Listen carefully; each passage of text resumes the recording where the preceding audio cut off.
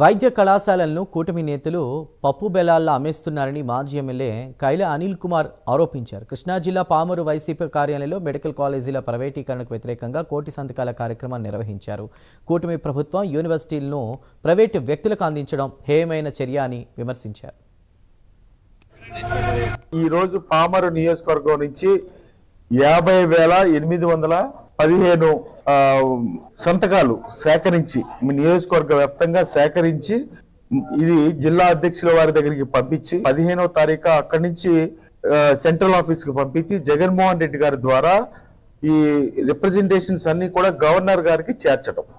దీని యొక్క ఉద్దేశం ఏంటంటే జగన్మోహన్ రెడ్డి గారు జిల్లాకి ఒక మెడికల్ కాలేజీని స్థాపించి ఎంతో ప్రతిష్టాత్మకంగా ఎంతో మందిని పేద విద్యార్థులు వైద్య విద్యను అభ్యసించే విధంగా ఆలోచన చేసి ఆ వైద్య కళాశాలను తీసుకొస్తే ఎన్నికల ముందు చెప్పారు పేదవాళ్ళ ప్రభుత్వం వస్తుంది, పేదవాళ్ళు